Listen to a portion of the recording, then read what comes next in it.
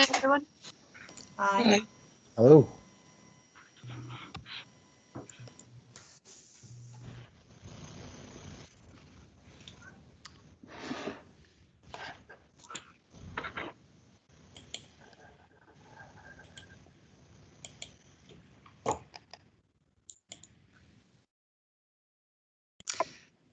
Okay, we'll make a start. I'd just like to point out that ERSA is recording this meeting and it'll get uploaded onto our members area of the website and the YouTube channel some point in the next few days.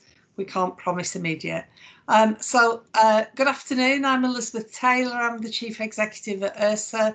I'm going to hand over soon to our new Chair of Employment Support Scotland, Paul de Paulette, who will chair this meeting. But before I do that, I'd just like to thank our outgoing Chair, Kate Still again, who really stood by us and served for longer than her tenure should have been. But we're delighted to have Paul with us now as Chair and Robin Turner as Vice Chair, and I'm sure they're all known to the employment support community in Scotland.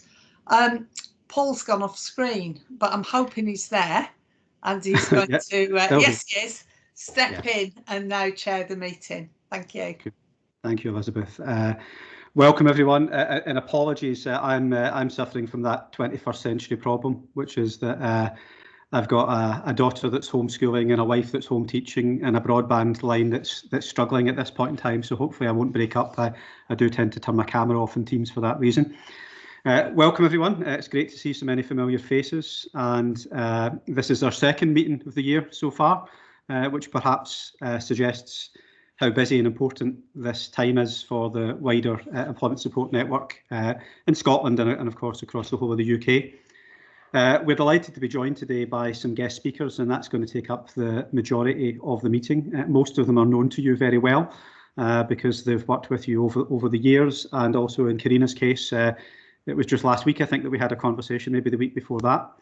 So if I could ask people to try and stay on mute, I'm using an old version of Teams or a browser version of Teams. So if we get to the stage after the kind of the presentations or the conversations that Joanne and Gavin and others are going to run through, we can take questions at that point in time. And if people can put their hand up so that I can make sure that we go around everyone, if that's okay. So Joanne and Gavin, I'm not sure who's going to go first. Do you need an introduction? Everyone knows you, don't they? Are you speaking to me or to Gavin, Paul? Go for you. Thanks very much. Yeah. I thought I might start, if that's okay, and then pass to Gavin, so you've got an opportunity to hear from both of us. So first of all, just to say thanks very much for inviting us along. It's a wee while since I've been at an ERSA meeting, so it's nice to see so many familiar names on the guest list.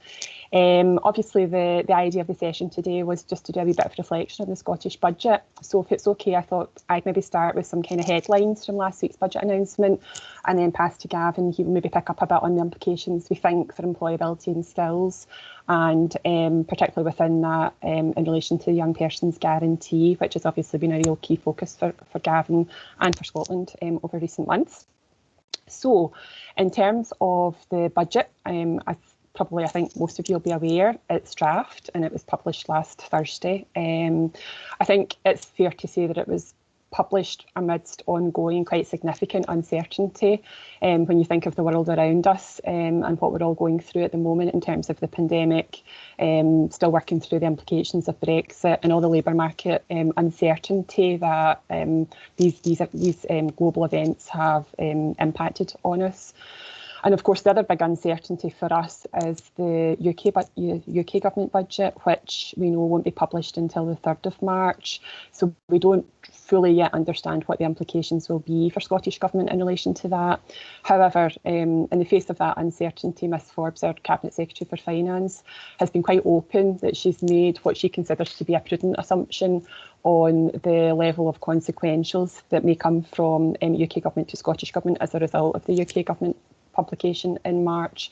and that's been estimated at around £500 million to give us a bit of a start in terms of planning assumptions. However, you know, as I've said, UK government will impact on Scottish government being finalised, and it will also impact on the timescale for the Scottish budget being finalised, which we think now is likely to be around mid-March. So really working from the UK government's date of 3rd of March, and I guess going through the necessary processes thereafter to get it finalised and announced and published as quickly as possible thereafter. So last Thursday, Ms Forbes made her statement to Parliament and set out the budget, and I think if anybody listened in, within that, she was really clear that she sees this budget as bringing about much needed support and stability to ensure that our economy recovers and that we protect those who have been hardest hit. She talked about it targeting support in the immediate term, as well as starting to track a course over the coming year to build a fairer, stronger and greener country. And she also talked about it focusing on 3 key priorities, and they were creating jobs and supporting a sustainable recovery, responding to the health pandemic and tackling inequalities. So all 3 of those priorities are really important to us in relation to the world of employability. But in terms of the first one, creating jobs and supporting a sustainable recovery, the budget announcement set out Ministers' ambitions to provide ongoing business support to tackle unemployment and to help businesses emerge stronger and invest in long-term growth. And she was also clear that it builds on a significant package of labour market interventions. She talked about investment of over £1 billion in the wider jobs, employability and skills arena. And that obviously includes support for our enterprise agencies and the Scottish National Investment Bank and the funding that they receive. So I'll pause there and I'll pass over to Gavin if that's all right. We've obviously been reflecting on what it means for us in terms of employability and skills in the work that we're both involved in. And Gavin will give his thoughts on where we think it's going to take us. Okay, thanks, Joanne. And it's probably a lot longer since I've been at one of these meetings than it is for you. So there's a few familiar names on the chat. But for those that don't know me, I'm Gavin Gray. So I'm the Deputy Director with responsibility now for the Young Persons Guarantee, but previously did Joanne's job around the broader employability policy as well. So just building on that introduction, so I think particularly around employability and skills. So the commitment that was on from the budget, as Joanne said, has been highlighted through those additional consequentials that we're anticipating, is 125 million being allocated to delivery of the Young Persons Guarantee, the National Transition Training Fund and other skills and employability support. So we're just in discussions with the Cabinet Secretary and other ministers to understand exactly what the split of that should be, how we split that between the different priorities we've got. We don't think that's the end of the investment for this year, but as Joanne said, there's a lot of uncertainty there, and we need a bit more clarity around the UK budget position before we can do that. But that 125 million is in addition to what is in addition to our existing investment in these areas already. Things like Fair Start Scotland and what we've already been doing through government. So part of that, obviously, a big chunk of our investment is through Skills Development Scotland. So there's 230 million earmarked in the budget for them to continue to deliver skills and training interventions. There's 100 million announced as part of a Green Jobs Fund. There's 27 million in there for Fair Start Scotland. There's also additional money being earmarked to support the continuation of foundation and graduate apprenticeships. Continuing the money that's available for Community Jobs Scotland, and also things like No One Left Behind, the Parental Employability Support Fund, or funding for third sector programmes like Our Futures Now and Discovering Your Potential, and Continuing Pace as well. So it's absolutely clear, and I think in the discussions that we've been involved in with ministers, that they absolutely see employability and skills interventions been critical for the next stage of the recovery. Now, for us, planning some of this has been an issue just with the uncertainty in the labour market. You know, things like, you know, we were planning for to see a real peak in unemployment towards the end of last year. Obviously, the extension of furlough changed that. So, you know, again, we're having to have that flexibility and that adaptability, working with local authorities and others, and how we're able to manage that and making sure that our investment is complementing the investment that's been made by DWP in particular in this around programmes like Kickstart. In terms of the Young Persons Guarantee, we launched on the 5th of November last year. So last year we had an additional investment of 60 million. And, you know, so what we've been able to do with that is provide funding for over 18,000 different sort of new and enhanced opportunities to support young people. So that's, you know, through local authorities, through colleges, through apprenticeship pathways, and support for those most vulnerable, you know, young people through third sector provision. So, you know, at the moment, because of where we are, you know, those are places, you know, we've put that investment in to create places, as I'm sure a lot of you will appreciate and be dealing with day to day. You know, it's difficult in the existing circumstances, maybe getting that support to people. You know, colleges, a lot of them aren't able to, but, you know, if they're not able to get students on campus, they're looking at remote opportunities. The local authorities are having to adapt to what they'd anticipated to, or where they'd anticipated to put their investment into different areas, trying to, you know, cover those more remote options. But, you know, we're trying to make sure that within how we are allocating the money, we're giving the maximum flexibility to allow people to do that. And actually, just in the chat, I think there's a specific press release went out at the start of the week that details some of the information around how we've put out the money in the guarantee, but also, you know, what that wider investment is in those other areas. But I think particularly the last couple of points around the guarantees, what we're trying to do, you know, we're working hard with a wide range of partners to deliver the ambitions that were set out in Sandy Begbie's report. We're really key, and ministers are really keen to point out that the additional money, so the 60 million last year, and you know, whatever the investment is this year, is not, you know, that investment is not in a particular programme. The Young Persons Guarantee isn't a job placement scheme like Kickstart or you know, an employment programme like Fair Start Scotland. What we're doing is we are injecting additional investment into the system, building on that substantial investment we've already got across education, employability and skills. So, you know, it's not, we deliberately haven't gone to create a job placement or a job creation scheme like Kickstart, because that's already there, and, you know, we didn't want to add, you know, create any confusion for employers about how we do that. But what we are really keen to do is make sure we work with local authorities, with DWP and other partners, to make sure that these interventions are working together and creating clear pathways. So again, we're trying to invest the money in a way that allows us to provide that wraparound to Kickstart placement. So we, you know, whether it's extending, creating additional training for young people while they're on the placements, but, you know, really letting the local partnerships drive some of that decision making. And then the key bit that then supports that is us making sure we've got a robust and rigorous measurement and evaluation framework that means we can understand where people are.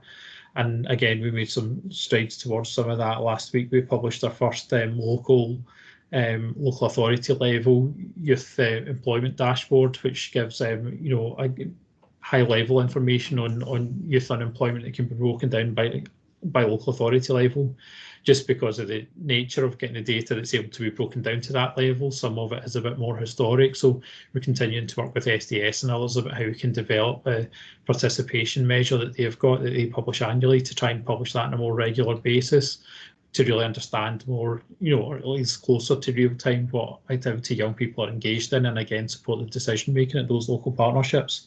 So there's lots going on at the moment. You know, we're developing programmes around support for graduates, around volunteering, you know, working again, you know, through those partnerships to make sure we've got a wide range of options there that meet the needs of, you know, very, very diverse groups of young people.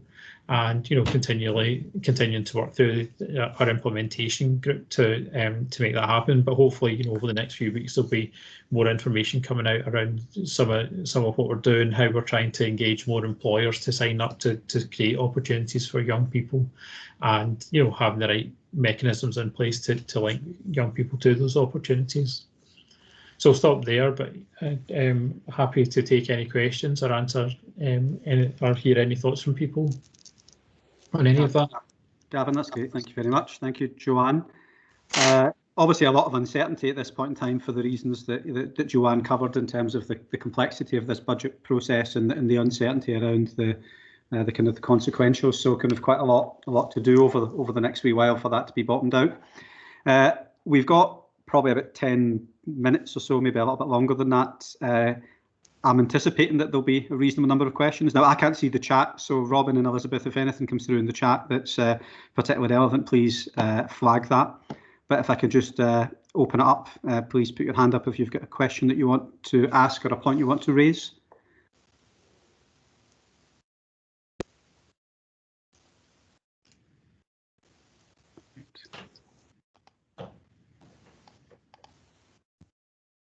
I'm not seeing any hands raised at this point in time. Stunned silence. Kate, stunned silence. Kate still. Do you want to come in? You're on mute, or you were on mute. No, it's okay. I sorted it. It just takes a bit of time sometimes. Yeah, thanks for that. It's really helpful to get that background information. Gavin, I was particularly interested in the commitments in the statement around the commitment to the green jobs and the fund for that. Do you have any information, you or Joanne, on how that's going to be rolled out, or some thoughts on that? To be honest, I don't at the moment. It's not been something I've been working on closely, but we can well, I don't know, Jo, do you have any more on it?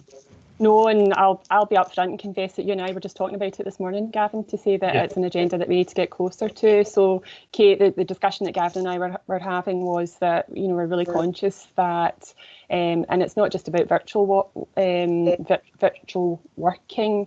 It's just the vast array of policy areas within government that sometimes these things are not as joined up as they could be. So we were just reflecting on the need to pick up that conversation with our colleagues working in that particular area to better understand I guess key outcomes that they want to achieve and what's in it for us in terms of the employability and skills agenda. It's an absolutely massive agenda, and we would like to think that there's real opportunities in terms of the broader employability world in relation to it. So if you can bear with us, I think that's probably something that we might want to have a separate conversation on and a bit of a focus on once we understand more detail. Cheers, thanks for that, Joanna. And I think it's just that, I suppose, that sense from the organisations that want to work together in collaboration to support that there's been quite a lot of work done over the summer and thinking done over the summer. So it's just, again, a commitment. As soon as you know more, we'd like to be involved and engaged in it. Great. Cheers. Good stuff. Thank you, Kate. Victoria. Hello. Hi, it's Victoria from the WISE group. Have I got all my things on? Yeah. Two practical questions, if I may, and thanks very much indeed for both presentations. We really welcome the joined up approach that the Youth Guarantee Scheme is taking. It's a really fulsome kind of approach to things, and a practical question within that is around or an ask. It may be a question for you.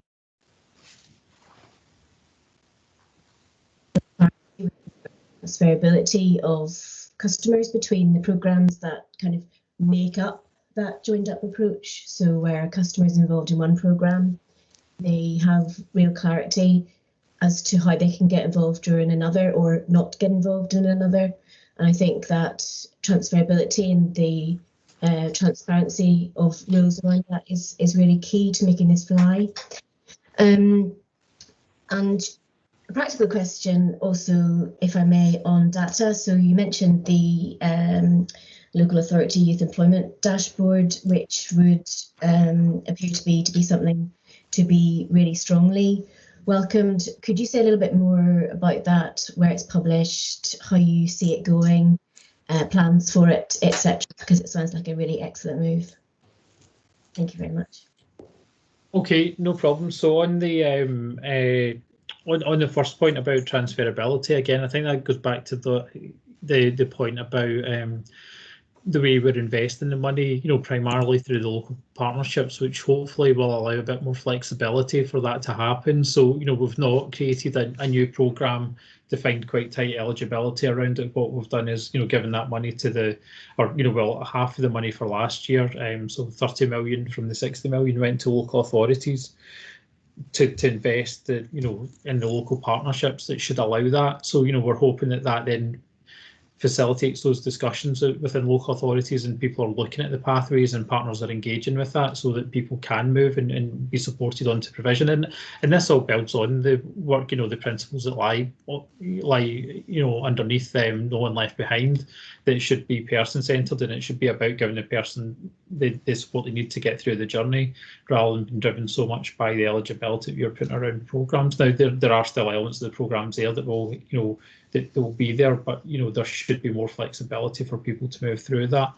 And if that's not happening, then it would be useful to hear that feedback if that's not happening in the ground, because we can then look at how we can try and unblock some of that. And I think the other side of it, again, building on, particularly some of the work we did around Fair Start Scotland, we're starting to work out the evaluation plan, but we're engaging with Young Scot, with different networks of young people, to try and get a better understanding of what is and isn't working as well, so that we can use that to shape the delivery of the services. So, it is really, we've talked about this from the start about being, more employer-led, but also driven by the needs of young people. So we're trying to make sure from the start that those views are built in. On the data, once I stop talking, what I'll do is I'll find the link to the website, the Scottish Government website, and I'll put it in the chat as well, so you can get access to it. The idea is that I don't think we're going to update the local authority one quite as much as monthly, just because of the nature of when the information comes in, but I think it'll be at least quarterly, maybe a bit more regularly, we'll update that. But like I say, it's it's quite interactive. You can go in and you can it gives you the national overview, and then you can pick out whatever local authority you want to look at. But like I say, that should start to be the first of a number of things we're going to publish over the next few months. And I think as part of our communications plan, and again, we're just drawing up all the engagement and comm strategies at the moment, just about to get them signed off, but we'll be looking at how we can communicate more effectively, I think, with groups like yourselves once we're putting this stuff out, so people are getting access to it. That's great, thank you, Gavin. Robin Turner, you got a question?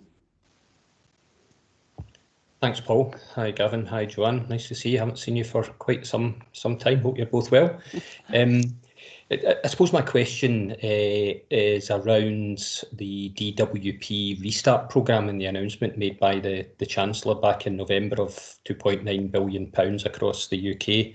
I would imagine that's, the consequentials of that are around 250, 300 million coming to the Scottish Government, and I haven't really seen anything about what the particular plans are by Scottish Government for the use of those consequentials. I had a look through the budget statement, and there's nothing specifically around that, and it was just if you've got a sense of whether that money is going to be used to put a bespoke and distinct programme on the ground in Scotland to target those over 12 months unemployed, or whether it's going to be kind of allocated through other existing mechanisms that are already in place to kind of ring fence and reinforce some of those programmes of work. So if that's semi-sensible, the question is what's happening with that money? Yep, so I'll pick that one up, Gavin, if that's all right. Yep. So Gavin spoke earlier on, Robin, about a commitment for at least £125 million of consequentials over 2021-22, which is obviously more than what will come from UK Government in terms of restart consequentials. So there's a commitment to continue to invest in this agenda. You're absolutely right that DWP, UK Government are choosing to invest significantly in the long-term unemployed employed agenda, and with Restart that'll add capacity to their offer across England and Wales. They've obviously got Work and Health programme. We've always, in Scotland, we've invested in Fair Start Scotland, probably more significantly than the consequentials that come from UK government for long-term unemployment. So that will continue over the next 2 years. And actually based on Scottish Fiscal Commission projections just round about long-term unemployment, ministers have approved an uplift in the Fair Start Scotland budget over the next financial year to reflect the rising numbers of long-term unemployment. But we're also conscious that we have No One Left Behind service delivery out there on the ground. And again, you know, it's that partnership approach that Gavin's talked about. We know from the data from the first year of No One Left Behind delivery, which we're just about due to publish towards the end of this month, that the focus of that activity has largely been on young people. And that's probably understandable given that the two funding streams that were kind of wrapped up into the first tranche of No One Left Behind covered the Scottish Employer Recruitment Incentive and Activity Agreements, which were obviously young person focused. But with additional youth money coming into the system, I think that there's the opportunity to pivot some of the more flexible funding to support those who are over 25 and obviously long-term unemployed. And No One Left Behind is obviously a partnership arrangement between principally Scottish and local government, but obviously trying to bring other key partners and stakeholders into the mix. And it's not just about Scottish Government funding, it's about local government funding. There's obviously quite a significant investment goes into employability through what's currently European Social Fund and local government match. So we would see that as another vehicle to build upon in terms of support for long-term unemployed. But it's a bit of a work in progress. And as I say, the split of the 125 million in terms of how much is allocated towards youth or skills or long-term unemployment still to be bottomed out at this point in time. So that was a long way of saying we're working on it, Robin. We don't know the exact details yet. We've obviously got a couple of things on which to build, and I think from a kind of officials perspective, but also ministerial perspective, for speed we would be keen to build on what we've got rather than introducing something new. Clearly, No One Left Behind was about simplifying rather than adding to the sort of complexity of different programmes and different funding streams and all the interaction that has to go on. You know, going back to Victoria's question, all the sort of interdependencies between different funding streams, really looking to try and minimise that. Robin, do you want to come back in there? Yeah, just to say thanks for that, John. I think that does clarify, the kind of sense of direction, and I think it's really useful for people within the network to hear that, because I think there's, certainly from my perspective and speaking to other people, there was a bit of a kind of unknown as to what the direction of travel would be from Scottish Government. So if what we're kind of saying is that those consequentials that have been announced will be used to build on existing activity rather than to build and commission a particularly new programme, I think that provides that clarity. I think some people within the service delivery network may have, and I don't include myself in this, I hasten to add, may have some concerns around how that will impact their own organisations, but I'll leave those that maybe have those concerns to speak for themselves in that regard. But thanks for the clarity, I appreciate it. No problem, and we're always happy to chat to people around about any sort of flexibilities or particular difficulties or challenges, Robin. Good stuff. Thanks, Joanne. Thanks, Robin. We've probably got another couple of minutes left before we move to our next speaker. If there are any more questions, if you can put your hand up, and while you're doing that, I'll maybe ask one or two if that's okay. That all sounds eminently sensible as an approach to take. Is there any indicative view you have, Gavin or Joanne, at this point in time around what the delta is of the increase in capacity that you're likely to need to create across all of those mechanisms? By way of, because I think it does impact, I suppose, on not just the organisations that may be delivering these services, but how much bigger they might need to get in order to cope with what that still slightly unknown increase in demand is likely to be. Okay, do you want me to kick off on that, Joe? Yeah, sure. Yeah. So, is probably been one of the the biggest challenges we've had in all of this is that I think we talked about it.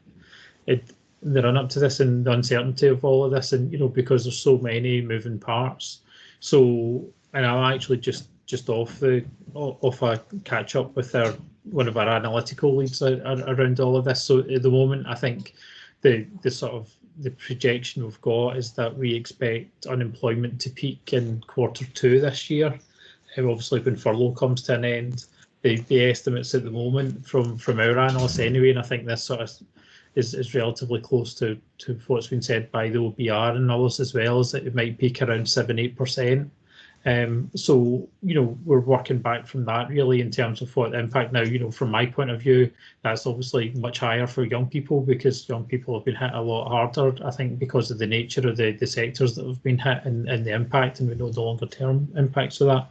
So we're sort of looking at those elements, and so planning as much as we can towards that. But again, it goes back to that point about having the flexibility in the system then to be able to adapt, because and I wouldn't put Green in the spot, because I'm not sure she'll be able to say things like if furlough is going to be extended. I know there's a lot of talk of that, but there's so many things that might happen that are outside our gift that we can. It's difficult for us to commit to say we will need an extra 30,000 places for this group in 6 months' time. So we need to be able to invest. I think that's why we're taking that general approach of investing through existing routes, but looking at where we can scale up and trying to make sure we're having those conversations about where we need to do that quickly. The only thing I think I would add to that is that I suppose we're still kind of grappling. I'm sure we're all like this on the call. We're still grappling to understand the lockdown restrictions and as and when they might be lifted, because that obviously directly impacts on service delivery. So you guys better than me, but certainly through talking to Fair Start Scotland providers and employability fund providers, we know that lots of organisations have coped really well with the move to more virtual delivery.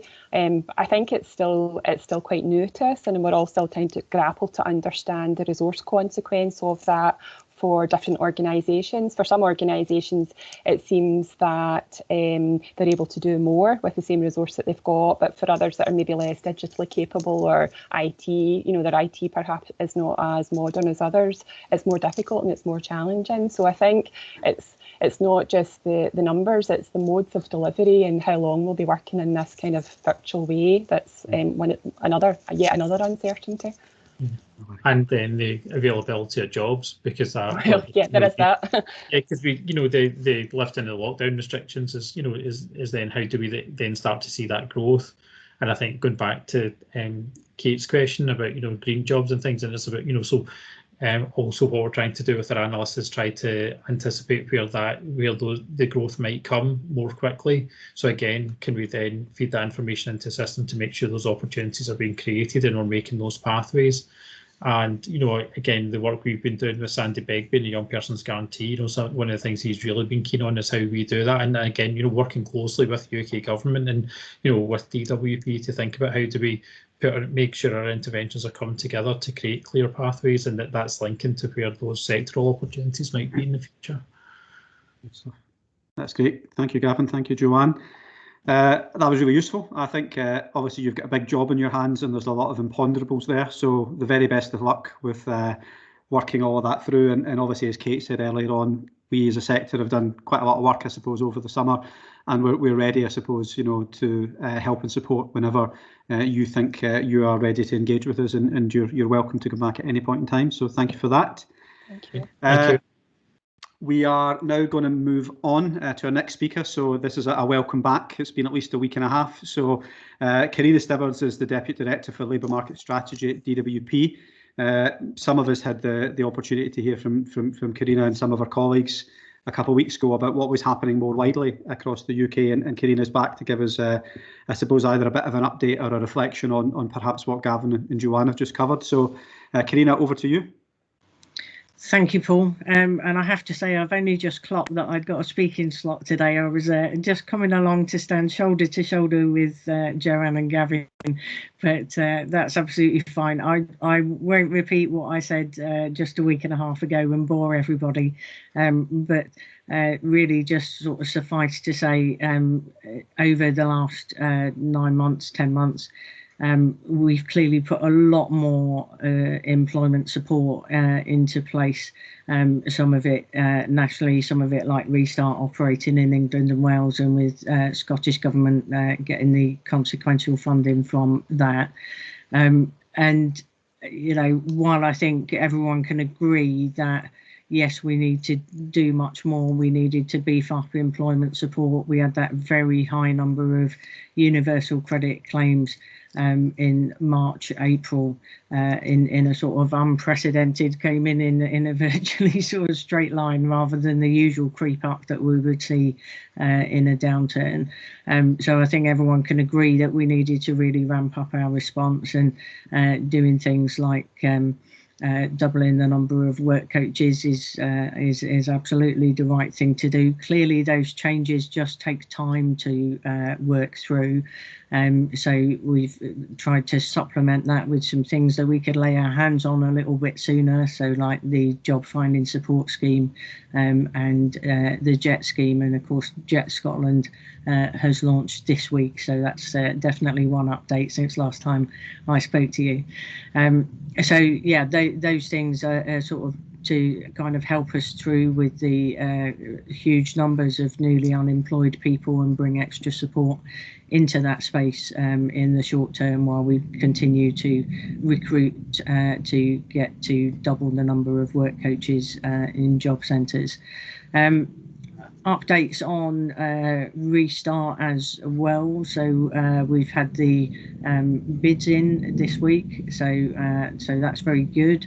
I can't say too much about that because obviously that's all going through a commercial process right now, and our commercial colleagues are having a look at those bids, and we'll be having discussions with providers about them. But fair to say we are pleased with the number of bids that we've had in and the geographical spread of them. So all on track on Restart, it's fair to say. But yeah, the sort of main thing that Joanne and Gavin and I have to work out between us is how all the stuff fits together in a way that is as kind of pain-free as possible for individuals who don't necessarily have the time or energy or inclination to work their way through the different multitude of funding streams. So one of the pieces of work that we're having a look at is trying to make sure that work coaches have got really clear information on which programs are best suited for which individuals, and making sure that people get referred to the right place first time. But of course we will continue to look at where there are overlaps or rubs, because all of the new provision that we've brought in, like it wasn't going into like an empty space in a jigsaw puzzle. There wasn't like a piece missing, right? This is extra stuff that we're layering over on top. And so, you know, clearly that's going to create some rubs with some existing provision.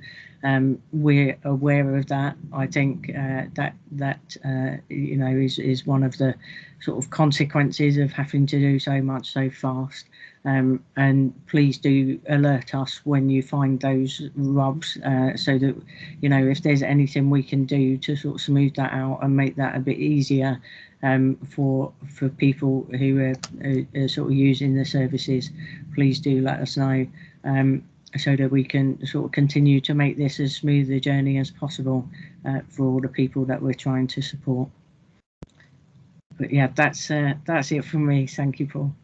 No worries, Karina. Thank you very much. That was really useful.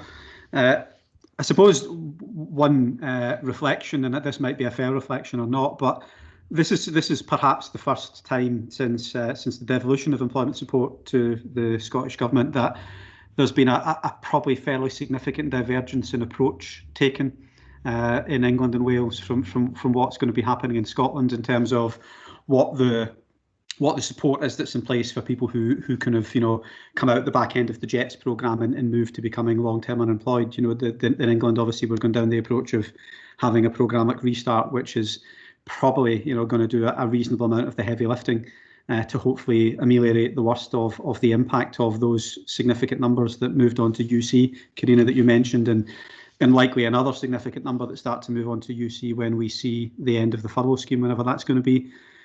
Whereas I think in Scotland, a yet to be finally developed approach, of course, but we're not putting in place a as things stand, a Scottish approach or a Scottish values-based version of that programme, the way that happened last time round with First Start and Working Health programme. So I think that's going to be a really interesting time, I think, both for government and I think for delivery organisations, but more importantly for the participants that we're seeking to serve, to make sure that all of the wiring is joined up and that nothing gets dropped between programmes. Are there any kind of questions or further observations that anyone's got that they want to raise at this point in time? If so, please put your hand up. Just leave it a minute because it does sometimes take.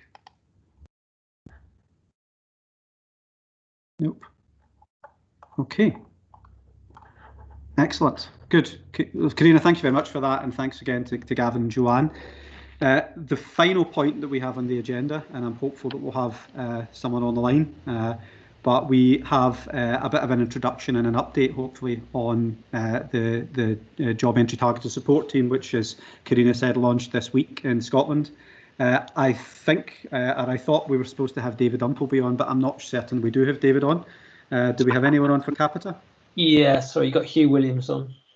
Excellent, Hugh. Are you in a position to give us a bit of an update on where life is at? Yes, yeah, I will do. Yeah, thank you very much. First of all, apart from Karina stealing my thunder and announcing that we've just gone live, we're really pleased with sort of what's happened in the last 2 months. Really, we were fortunate enough to win the contract only on the 7th of December, and after the Alcatel period got announced on the 18th of December. Obviously, with Christmas in the middle of it, the pressure to go live on the 25th has been quite intense. So we were absolutely delighted that we met that and sort of hit that target of going live last week. For those, I mean, I'm making an assumption that everyone's broadly aware of the JET scheme in Scotland as it is, and that group that we're targeting, that 13 weeks up to 52 weeks. But I'll just tell you a little bit about the Capita model and how we run it. We're new into the employability market. It's a new area for us, but we were really excited when we did so well on the CARES framework, and even more so to get picked for the JETs in Scotland. We've designed a managing agent model because we recognise that although we bring some elements that are new to the area, digitisation, and maybe we also wanted to take some expertise from the people that have been involved, and particularly when we're dealing with Scotland, we really look for some partners to help us deliver on that model that understood the local environment and that we could work together. And we don't see them as really sort of prime and subcontractor. We absolutely see them as partners, and some of them are on the call today. I know Blythe is on and Alex is on. So our three major partner groups, sort of the Wise Group, Reading Partnership, and Lennox as well, who are working with us all the way through. So we designed a model taking into account the local dynamics and local knowledge. And we were, I say, happy to go live last week. We hope that we're going to run a structure that helps people get them back into work. That's obviously the easy thing to say, but it's a developing process over the next year or so, and we will continue to improve as the marketplace change. We do see there are other aspects, and it's quite useful for me to listen to some of the points that are being made today. And actually, Joanna, who I've not met, we've actually got a meeting arranged in the next couple of weeks as well to discuss how we tie in with the Scottish Government, because we do see this as an evolving process, and trying to understand all of those stakeholders and how they can help us and what part we can play is how we want to improve the service. We work very closely with the DWP on other contracts, and we know that our success has been built on a very close relationship, not tied to a commercial contract, but trying to understand how it improves over time and what we can do.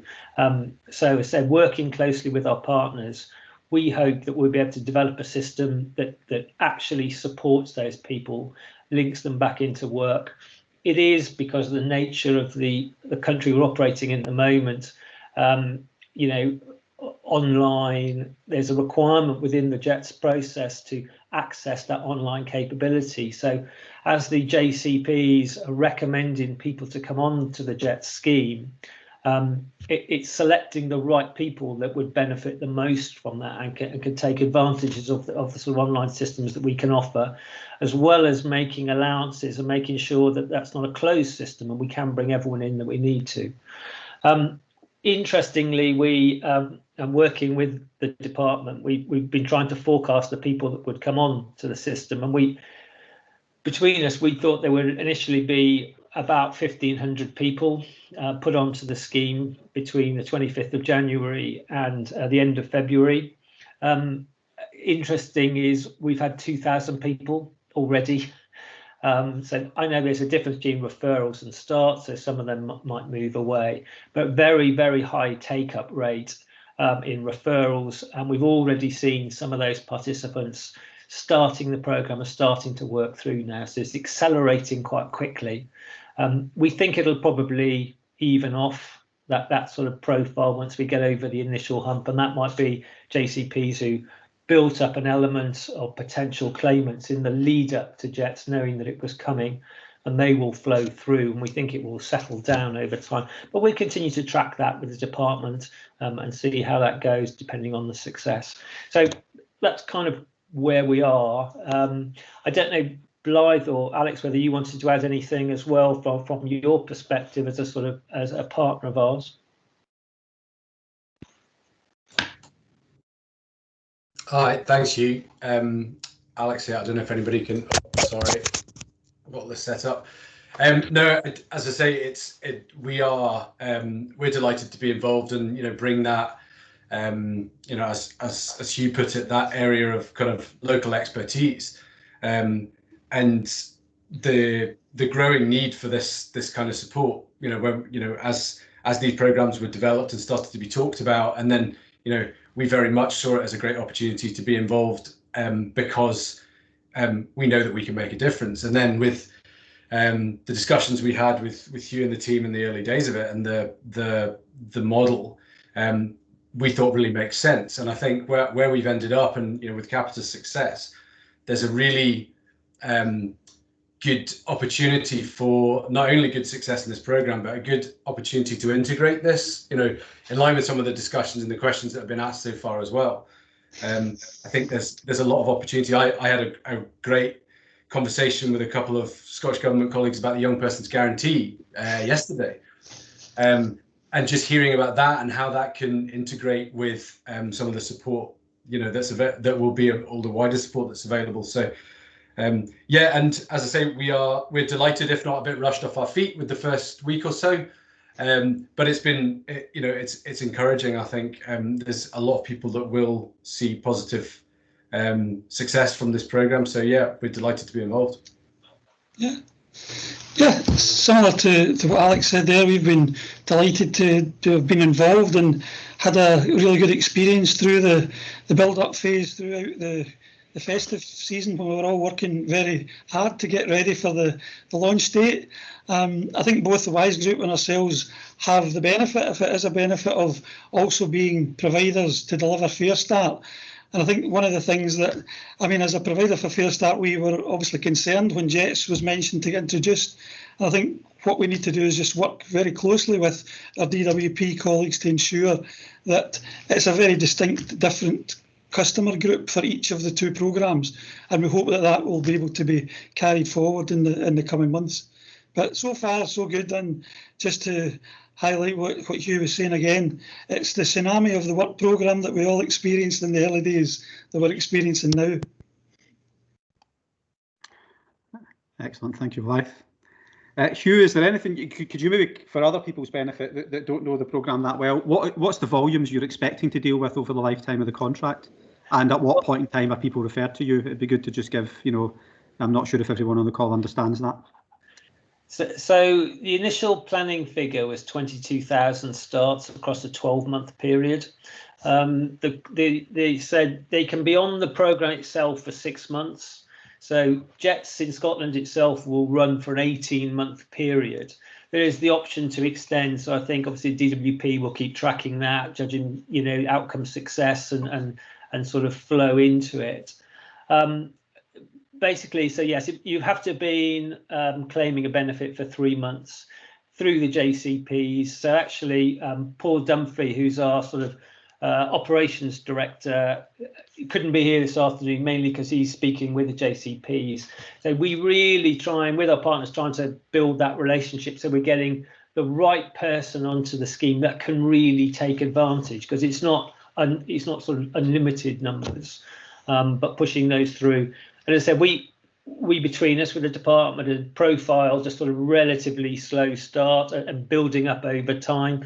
We knew, because JETS is obviously already live in England, and we'd spoken to some providers there, that you see a surge. Blythe just alluded to it. We've seen it on lots of programs before as well. So it wasn't a surprise to us, but there has been very high numbers in this first week or two, and we're just looking to see that settle down over the next couple of weeks.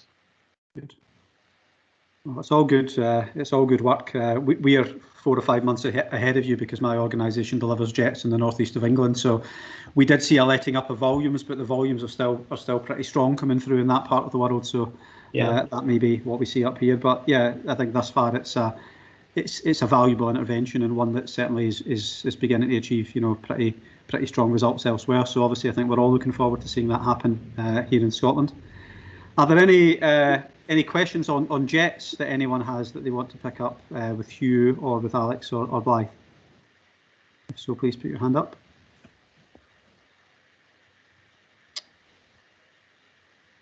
I think that looks like a no. So you've obviously covered it very well. Good, cool, okay. So we've got a few minutes left. We've got our next Employment Support Scotland meeting, I think, on Friday the 12th. We are planning to do them every couple of months. This is almost part 2 to the first meeting that we had in January. So I would ask if you have some thoughts and views on what you'd like to see us covering going forward, you know, as well as obviously getting the network together and hopefully having you know, more in the way of, you know, in-person conversations in the not too distant future rather than virtual ones.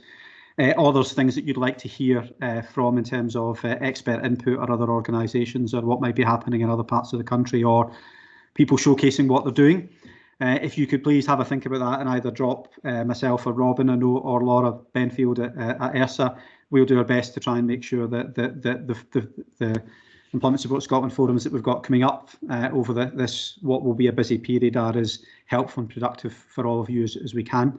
So if you've got any thoughts and views, please just drop us a note, and we'll do what we can with those.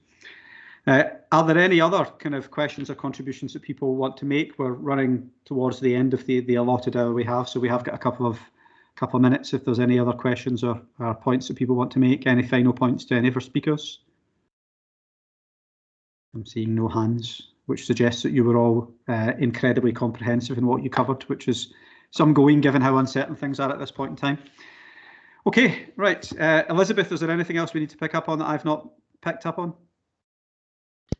No, just to let people know that the final recommendations from the work that Network of Networks have done is nearly ready to be cascaded out to the sector and into the inboxes of commissioners and policymakers. So that's watch out for that. And in particular, it's worth looking at the slides if you weren't with us at the meeting on the 15th of January, where Kate Still did an overview of that work. But that's all. Thank you. Thank you, Elizabeth. Okay, good. Okay, so it's not that long to our next meeting, only a matter of weeks. Can I just thank again Gavin and Joanne and Karina for coming along and giving us their time and their input. That was really valuable. I hope you found that interesting and informative. And I wish you all a good day. Thank you very much, everyone. Thanks, Paul. Thanks, Julius. Thank you. Thank you. Thanks, Paul. Cheers. Cheers, everyone. Cheers, Paul. Bye. Thanks.